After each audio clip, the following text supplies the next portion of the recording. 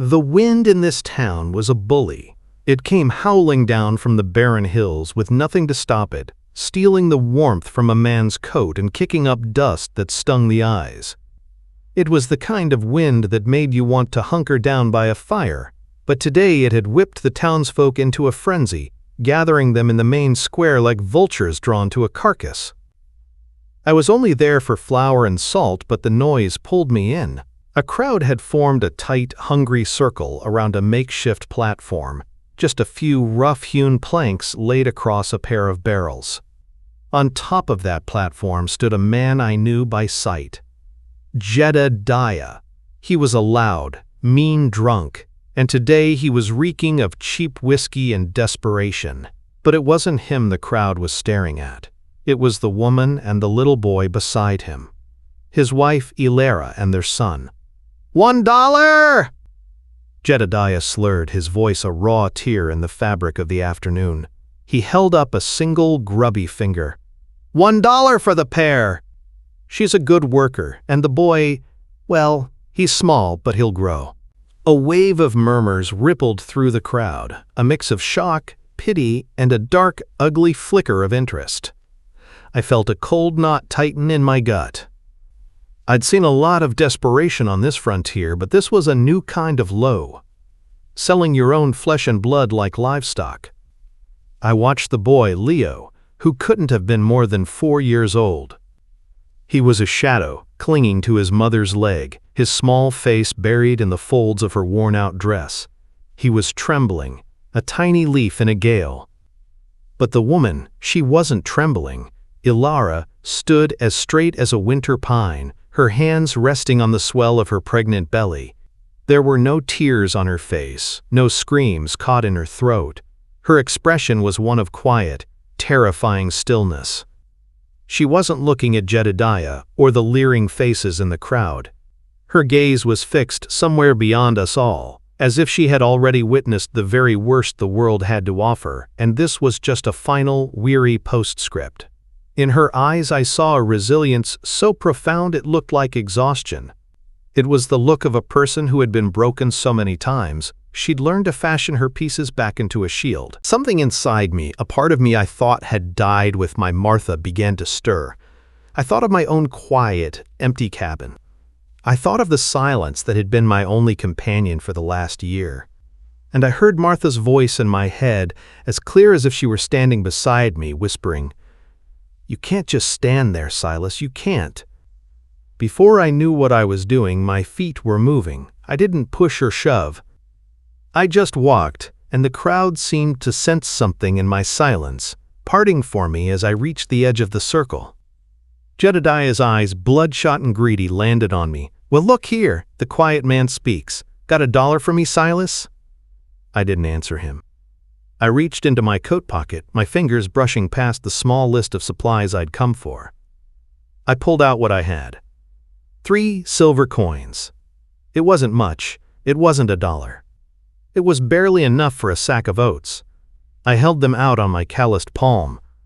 Jedediah scoffed. "That ain't $1." My other hand went to my ring finger. The worn gold was smooth, a familiar weight I'd worn for 10 years. It was the last piece of Martha I had left. Her name was engraved on the inside, a secret I traced with my thumb every night. Giving it away felt like a betrayal, like cutting off the last limb of my past. But as I looked at Elara's stoic face and the terror in her little boy's eyes, I knew my past was already gone. This was the present. I twisted the ring off my finger. The cold air hit the bare skin, and a hollow ache echoed in my chest. I placed the gold band on top of the silver coins. "This," I said, my voice rough from disuse, "is worth more than $1." Jedediah's eyes widened. He lunged forward, snatching the ring from my palm, ignoring the coins that clattered to the muddy ground. He inspected the gold, his breath fogging in the cold air. "Done," he grunted, stuffing the ring into his pocket as if he feared I'd change my mind. The deal was made. The shame of it hung heavy in the air. I didn't look at Jedediah again. I turned my gaze to Elara. For the first time she looked directly at me, and in her eyes I saw not gratitude, but a deep, questioning caution. I gave a short, sharp nod toward the edge of town. "Come," was all I said. Wordlessly, she took her son's hand, her dignity a cloak around her shoulders. She stepped off the platform, leaving her husband to the judgment of the wind, and followed me away from the square. The crowd watched us go in a stunned, guilty silence as I led my new, broken family toward my old, weathered wagon. The journey out of town was a symphony of silence, punctuated only by the groan of the wagon wheels and the rhythmic clop of my old horse, Bartholomew. The boy, Leo, had fallen asleep almost instantly, his small body curled into his mother's side like a fern frond. Elara herself sat as still as a stone carving, her hands still resting protectively over her belly. She watched the rugged landscape roll by, the hard lines of her face unreadable. I didn't press her for words. I figured she'd used up all she had for a lifetime just by surviving the day. The weight in the back of my wagon felt different. For a year, it had carried only supplies, tools, and the heavy burden of my own solitude. Now it carried life, fragile and uncertain. It felt heavier, and yet somehow the wagon rolled easier. As the last grimy buildings of the town disappeared behind us, her voice, low and rough, cut through the quiet. Why? It was just one word, but it held 1,000 questions. Why me? What do you want? What kind of man are you? I kept my eyes on the road ahead, on the familiar ruts that led home. A dozen answers came to mind, that it was what Martha would have wanted, that I couldn't stand the look in her husband's eyes, that I was a fool with nothing left to lose. But none of them felt true enough. They felt like excuses. "Didn't feel right leaving you there," I said finally. The words were plain, unadorned, like the land around us. It was the simplest truth I had. She didn't reply, but I saw her shoulders relax. Just a fraction. It was enough. We arrived at my cabin as dusk was bleeding purple and orange across the sky. It's not much to look at. Just a small, solid box of logs I built with my own 2 hands, smoke curling from its stone chimney. It's isolated, tucked away in a shallow valley where the wind doesn't bite quite so hard. To most, it would look like the loneliest place on earth. To me, it was a fortress. For the first time in a long while, I was bringing someone inside its walls. I pulled the wagon to a halt and hopped down. "We're here." Elara gently woke her son, murmuring something soft in his ear. She slid down from the wagon, her movements stiff but sure, and helped Leo to the ground. He blinked at the little cabin, his eyes wide in the fading light. Inside, I lit the lantern and stirred the embers in the hearth, adding fresh logs until a proper fire was crackling, throwing dancing shadows on the walls. The cabin was one room, dominated by the stone fireplace, a sturdy table, and a rope bed in the corner. It was sparse, but it was clean and warm. It was a shelter. "The bed is yours," I said, gesturing toward it. "You and the boy. It's the warmest spot." I laid my own bedroll near the door. "I expect nothing from you," I added, my voice low so as not to spook her. "No debt, no obligation. This is just a safe place to land. That's all." She watched me, her gaze intense, searching for the lie behind the words. When she seemed to find none, she gave a slow, deliberate nod. She led Leo to the bed, pulled off his worn boots, and tucked him under the thick quilt Martha had made. She didn't get in herself, instead, choosing to sit in the chair by the fire, her back ramrod straight, a sentinel watching over her sleeping child. Hours passed. The fire crackled. The wind moaned outside, but in here, it was still. I lay on my bedroll, feigning sleep, but my mind was a churning sea. The silence in the cabin was different now. It wasn't empty anymore. It was full of breath, of presence. It was louder than any noise. Finally, unable to bear the pretense, I sat up. I found her still awake, staring into the flames as I had been. Her profile was etched in firelight, a study in exhaustion and strength. She didn't seem surprised to see me awake. "You gave him your wedding ring," she said. It wasn't a question. I looked at my bare hand, the pale strip of skin where the gold used to be. It was all I had of value. "She must have been a good woman," Elara whispered, her eyes still on the fire. A lump formed in my throat, hard and familiar. "She was," I managed to say. "Her name was Martha. Lost her to a fever, just over a year ago. That ring, it was hers. Seemed wrong to keep it sitting on my finger when it could buy someone's safety. She would have given it away herself." A quiet understanding passed between us in the flickering light. She knew grief. I could see it in the way she held herself, in the deep-set weariness of her soul. She looked at me then, her guard down for just a second. "Martha," she repeated softly. "It's a good name." In the warmth of the fire, sheltered from the wind, it felt like the first real conversation I'd had in a year, and it wasn't with a ghost. I woke to a world gone silent. The wind had finally tired itself out, and in its place, a soft, heavy snow was falling, blanketing the landscape in a thick layer of white. It drifted down in fat, lazy flakes, clinging to the pine boughs and muffling the world until the only sound was the gentle hiss of it against the window pane. The snow isolated us completely, cutting us off from the town and everything beyond. The cabin, once my lonely fortress, now felt like the only solid thing in a disappearing world. I moved quietly, stoking the fire before starting on breakfast. The smell of wood smoke and hot coffee soon mingled with the scent of baking cornbread. It was a simple, comforting smell, one that hadn't filled this small room in a long time.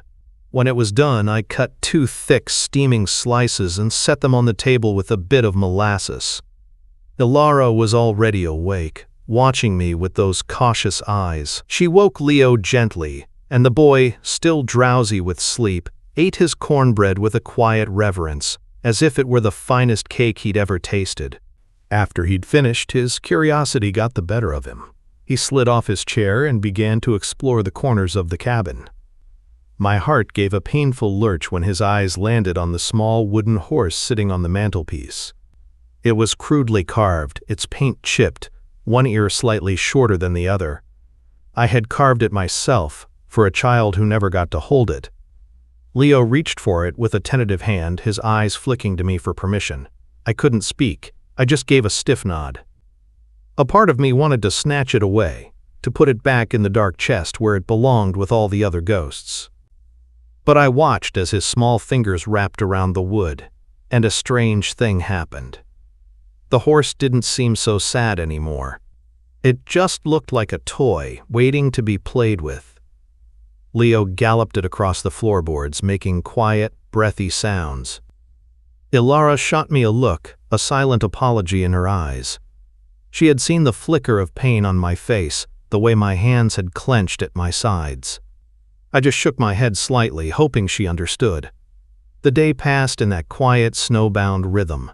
That night, the storm inside the cabin finally broke. It started with a whimper from the corner bed. Leo was crying in his sleep, his small body tense beneath the quilt. Elara was there in an instant, her voice a low, soothing lullaby. Shh, my love, you're safe. Mama's here." She held him until the tremors subsided and he drifted back into a peaceful sleep. She sat on the edge of the bed for a long time, her shoulders slumped. When she finally turned back to the fire, her face was a mask of grief. "He has nightmares sometimes," she said, her voice barely a whisper. Since she didn't have to finish. I cleared my throat, the words feeling like stones I had to pull up from a deep well. "That horse he was playing with," I began, my gaze fixed on the toy which Leo had left by the hearth. "I carved it for my daughter, Susanna." Elara looked at me, her full attention snapping into focus. "She was our first," I continued, the story tumbling out before I could stop it. "Born too soon and left too soon. We only had her for 2 days. Martha, she never fully recovered. Not really." The silence that followed was different. It wasn't empty anymore. It was filled with a shared, terrible knowledge. Elara hugged her arms around herself, her eyes glistening in the firelight. "I lost one too," she confessed, her voice thick with unshed tears. "A little girl. It was a hard winter, and she caught a fever. Jedediah, he said it was my fault, that I was careless. He never let me forget it. The cruelty of it stole my breath." My grief for Susanna was a clean, sharp pain, born of love and loss. Hers was tangled up in blame and violence, a wound that had been salted every day. We were two people who had stood on the edge of the same abyss, but I had been held by a loving hand, while she had been pushed. I looked at her, truly looked at her, and saw past the defiance and the resilience to the shattered heart beneath. My own chest ached in sympathy. After Martha and Susanna were gone, I admitted the confession raw and honest. I told myself I was done. I swore I'd never let another soul into this cabin. I'd live out my days with the silence. I let out a harsh, humorless laugh. Elara watched me, her expression soft with a sorrow that mirrored my own. She glanced at her sleeping son, then back at the fire, at the small wooden horse resting by the hearth. "And yet," she said quietly, her voice cutting through my self-pity with simple, undeniable truth, "here we are." The snow eventually gave way to a grudging thaw, and the days settled into a rhythm as quiet and steady as a slowly beating heart. It was a rhythm built of small sounds, the scrape of my chair against the floorboards in the morning, the whisk of Elara's broom as she swept the hearth, the soft thud of Leo's wooden horse on the floor. For the first time in a year, the silence in my cabin wasn't empty. It was filled with purpose. One afternoon, as I was mending a piece of harness by the fire, Elara began to hum. It was a low, melodic tune, a lullaby, I reckoned. I stopped my work, my hands still, the needle poised in midair. I just listened. The sound curled into the corners of the room, weaving itself into the scent of wood smoke and leather. It was a sound of peace, something I thought my home would never know again. When she trailed off, I didn't say a word. I just picked my needle back up and continued my work, but the tune stayed with me. Later that week, I found Leo watching me chop wood. I set down my axe and told him a story Martha used to tell, about a little star who was afraid of the dark. His eyes were wide and serious, and when I finished, he gave me a solemn nod, as if I had just imparted some great and ancient wisdom. These moments of softness began to add up, building something fragile between us. I could see it worried her. One evening, as we sat at the table shelling beans, she spoke into the comfortable quiet. "I'm afraid of this," she said, not looking at me. "Afraid of what?" I asked, my hands pausing over the bowl. "This," she gestured vaguely around the warm, firelit room. "The quiet, the warmth. I'm afraid of getting soft." Her knuckles were white, where she gripped the bean pods. "Hardness is what kept me and Leo alive. It's all I've had to protect us. If I lose it..." I thought about that for a long moment. I looked at her, at the fierce, guarded set of her jaw, and the deep well of strength in her eyes. "You're not hard, Elara," I said quietly. "You're strong. There's a difference. Hard things, they shatter when they're hit right. Strong things bend. They endure." I pushed the bowl of shelled beans toward her. "You don't have to be hard to survive. Sometimes, you just have to be willing to hold on." Her fear was palpable, a third presence in the room. And later that night, the sky seemed to answer it. A storm rolled in from the west, a churning mass of black clouds that swallowed the stars. The wind howled, rattling the windows, and rain began to lash against the cabin in angry sheets. A deep roll of thunder shook the very logs of the walls, and Leo let out a small cry from the bed. Elara was with him in a second, a comforting shadow in the dark. The storm raged on, a wild thing tearing at our small sanctuary. When Leo was settled again, she and I sat across from each other by the fire, the storm a symphony of chaos outside. "This cabin," I said, looking into the flames. "It was so quiet for so long. After Martha, I thought I'd go mad from it. It felt like it was waiting for sound again." "I'm sorry for all the noise we've brought," she replied, her voice barely audible over a clap of thunder. I shook my head, a lump forming in my throat. I had to tell her. She had to understand. "Elara," I said, meeting her gaze across the flickering firelight. "You and the boy, you aren't just noise." I took a breath, the words feeling momentous, like a vow. "You're the reason it breathes at all." Her eyes widened, a storm of emotions passing through them. Disbelief, fear, and something else. Something fragile and hopeful. The thunder finally subsided, leaving behind the gentle drumming of rain on the roof. In the renewed quiet, a small voice piped up from the corner. Mama? It was Leo, his voice sleepy but clear. Are we a family now? The question hung in the air, simple and devastatingly complex. I saw the panic flash in Elara's eyes. She was not ready for that word.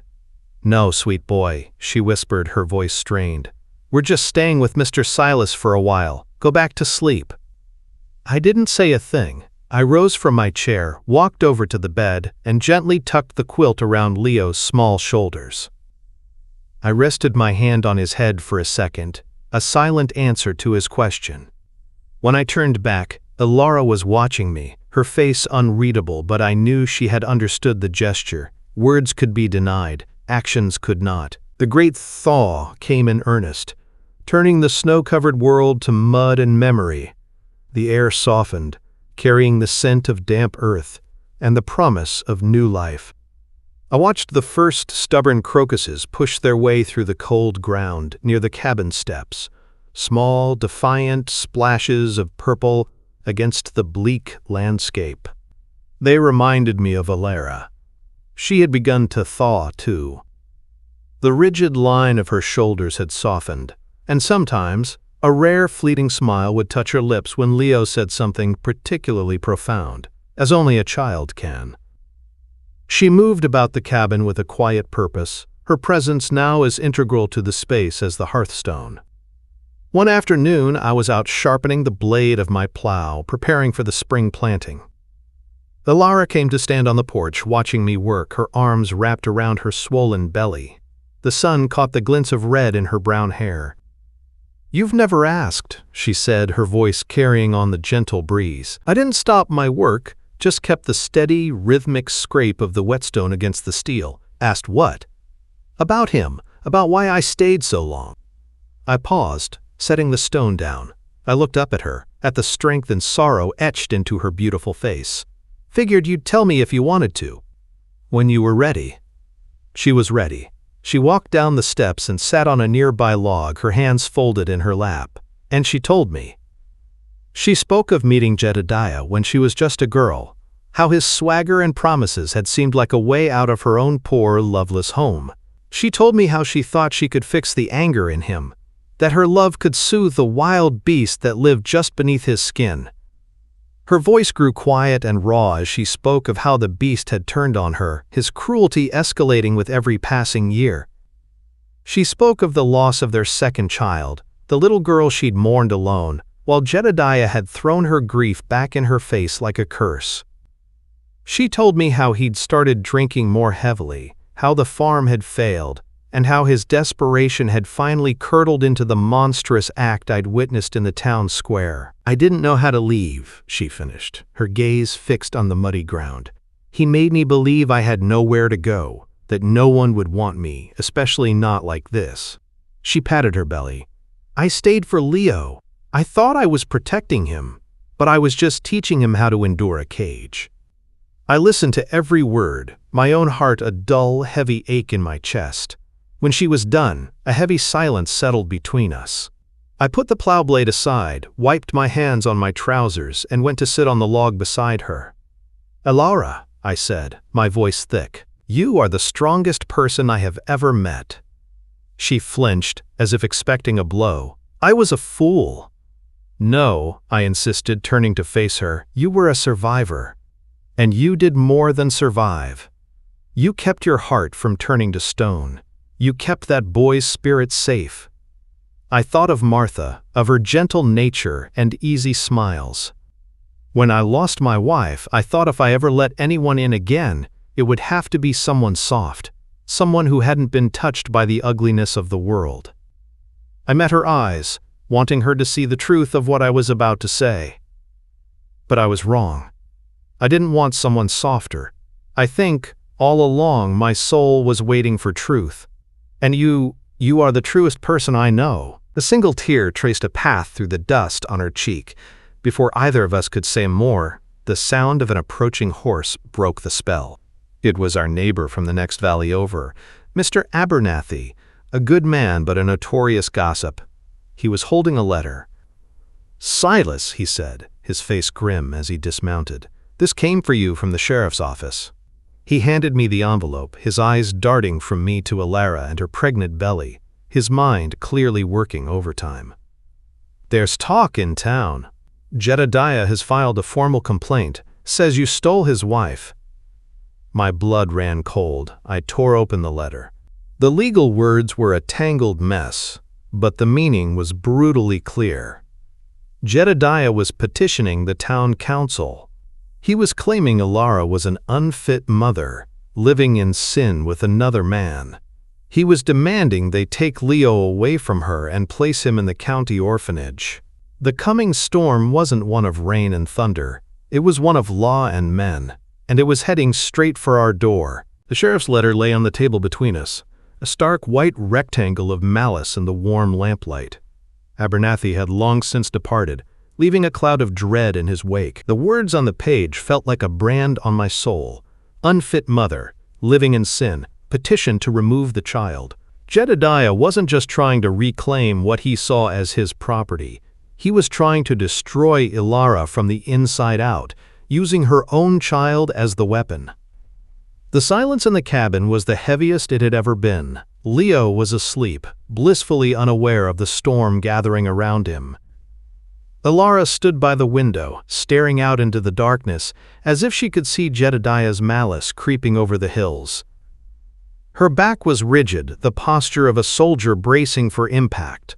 I saw the hardness she had feared losing return to her, settling over her like a shroud. "I have to go," she said finally, her voice flat and devoid of emotion. She turned from the window, her face a pale, determined mask. "Tonight, while he's sleeping." "Go where?" I asked, my own voice rough with a rising panic. "Elara, you can't just run, not in your condition. Where would you go?" "It doesn't matter," she shot back, her eyes flashing with a desperate fire. "If I'm gone, the complaint means nothing. They'll have no reason to take him. You could tell them you took him in. You could claim guardianship. They'll see you as a decent man, a widower giving a poor boy a home. He'd be safe here, with you." Her words hit me like a physical blow. She was willing to tear herself apart, to vanish into the wilderness alone and pregnant, just to ensure her son's safety. She was offering to sacrifice herself on the altar of my good name. The thought was unbearable. It was a transaction of shame all over again, and I would not allow it. "No," I said, the word sharp and absolute. I crossed the room and stood before her, blocking her path to the door, to the darkness. "I won't let you do that. We are not losing you to save a piece of you. That's not a victory." "You don't have a choice, Silas. It's the only way," she cried, her voice cracking, the mask finally crumbling to reveal the terror beneath. "There's another way," I said, my heart pounding a frantic, powerful rhythm against my ribs. My mind was suddenly clear, the path ahead illuminated as if by a bolt of lightning.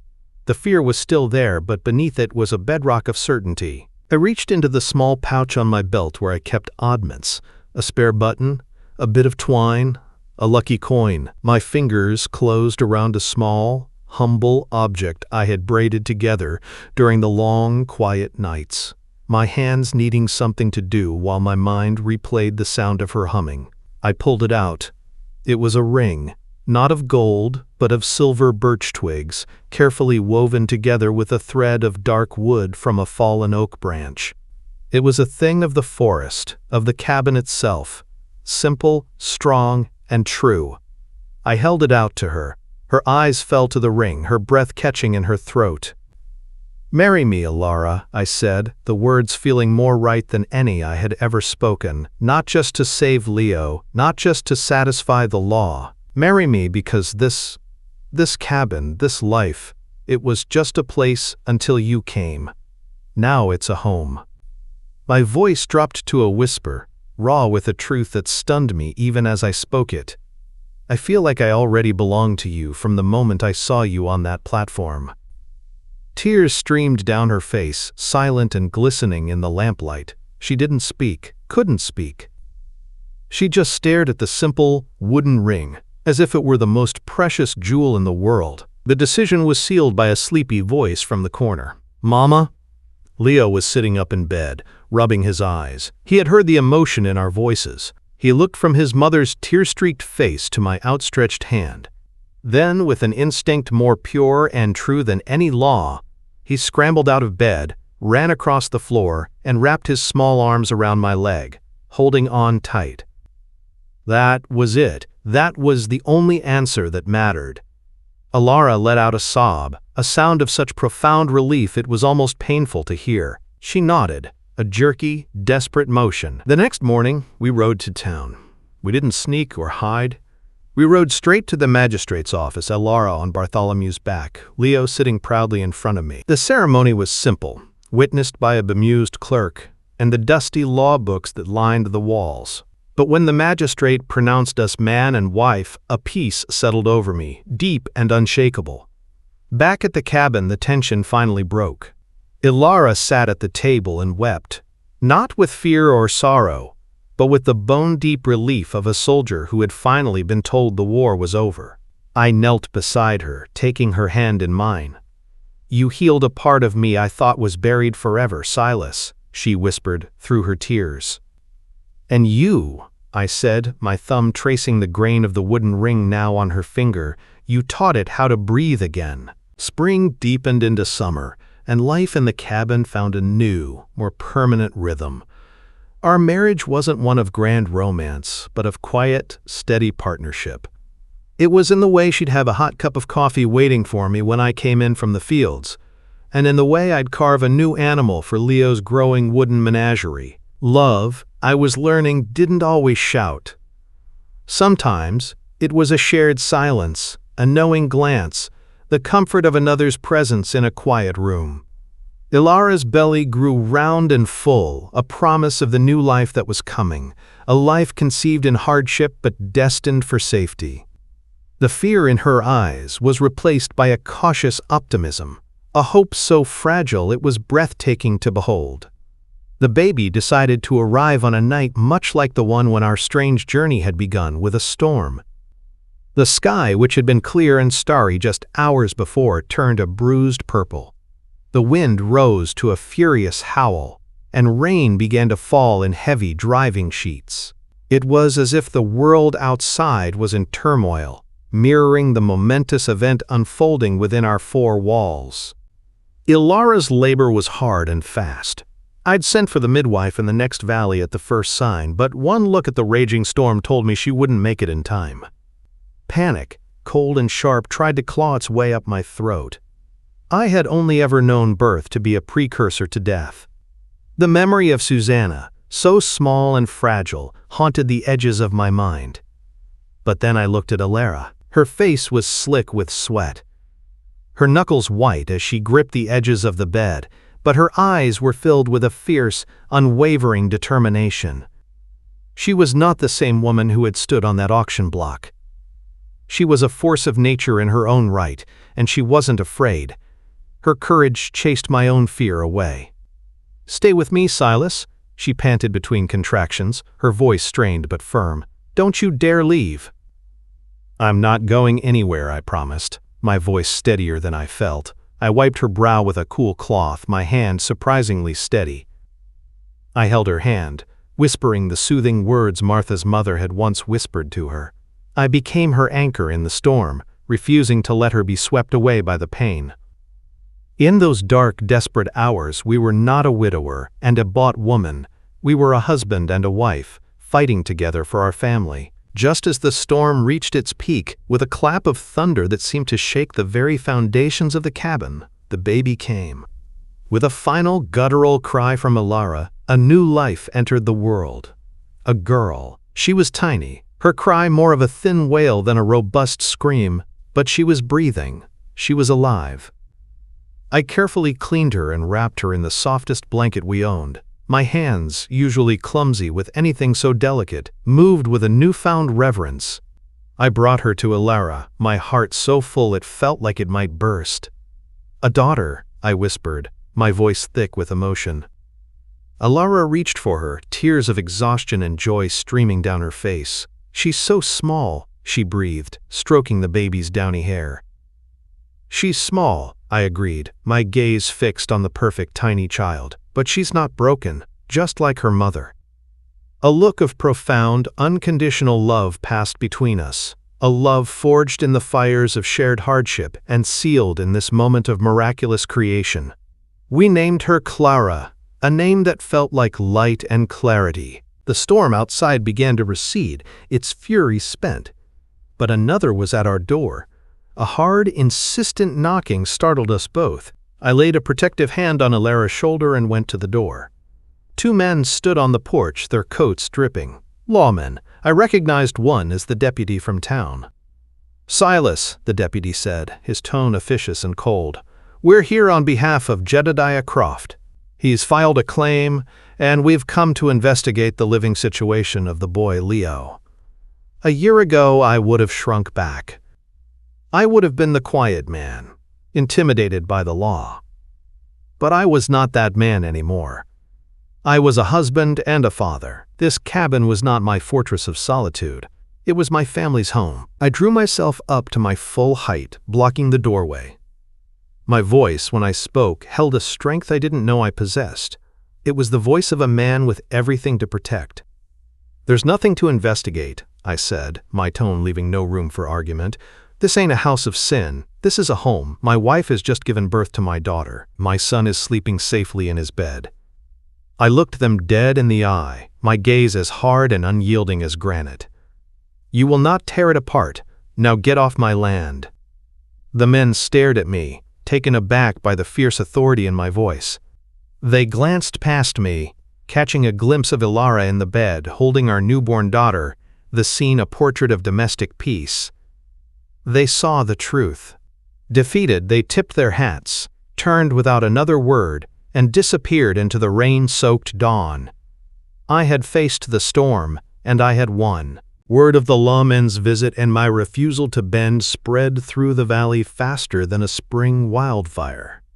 But it wasn't the gossip I had feared. When I next rode into town for supplies, the stares were different. The whispers were no longer laced with judgment, but with a grudging respect. They saw me not as the quiet, reclusive widower, but as a man who stood for his family. They saw the quiet strength in Elara when she accompanied me, Clara strapped to her chest, and the happy, untroubled light in Leo's eyes. Our little family, forged in a storm of shame and desperation, had become an undeniable truth. The town had no choice but to accept it. Our cabin transformed. The one-room shelter that had once been a vessel for my grief was now overflowing with life. The silence was gone, replaced by the happy gurgles of a baby, the thud of Leo's wooden toys, and the sound of Elara's humming, which had become the constant, gentle soundtrack to our days. I added a new room onto the side of the cabin, my hammer blows ringing out with purpose. Every beam I set, every nail I drove, felt like a line in a love letter I was writing to my new life. It was no longer just a house, it was a home, breathing and expanding with the love it contained. One evening, as the sun set, casting long golden shadows across the valley, Elara and I sat on the porch steps, watching Leo teach a clumsy, laughing Clara how to pat the nose of our old horse Bartholomew. "I love you, Silas," Elara said, her voice soft in the twilight. She didn't say it with flowery words or grand pronouncements. She said it like a simple fact, like stating that the sky was blue or the grass was green. It was a truth that had grown between us, quiet and steady, nurtured by shared burdens and small kindnesses. I reached for her hand, my calloused fingers lacing through hers. The feel of her skin against mine was more real than any memory. "I love you too, Elara," I replied, the words feeling like they had been waiting in my heart for a lifetime. "You and the children, you didn't just fill the silence. You gave me a reason to listen again." Her hand tightened in mine, a silent promise of a shared future. We had found our own language of love, one that didn't need elaborate translation. It was in the way I'd bring her a wildflower from the field, and the way she'd save me the last piece of pie. It was in the quiet understanding that passed between us as we tucked our children into bed each night. We had healed each other, not by trying to fix what was broken, but by building something new and whole from the pieces. "We should plant a tree," she said, her gaze on the children. "Right here, an apple tree, to mark this place. Her eyes met mine, and I saw the depth of her meaning. To mark the spot where something broken learned to live again. I nodded, my throat tight with emotion. An apple tree, a symbol of sustenance, of patience, of a future that would bear fruit for generations. It was perfect. I stood and pulled her to her feet. The last rays of sunlight bathed her face in a warm, ethereal glow. Leo and Clara were giggling by the fence, their laughter a sweet melody on the evening air. For so long I had only known passion as a memory, a ghost of a life I once had. But this was different. This was a love that was present, real and breathing. I leaned in and kissed her. It wasn't a kiss of desperate passion or sudden discovery. It was a kiss of knowing. It tasted of wood smoke and fresh-baked bread and the undeniable truth of home. It was a quiet confirmation of everything we had built together, a seal on the family we had forged.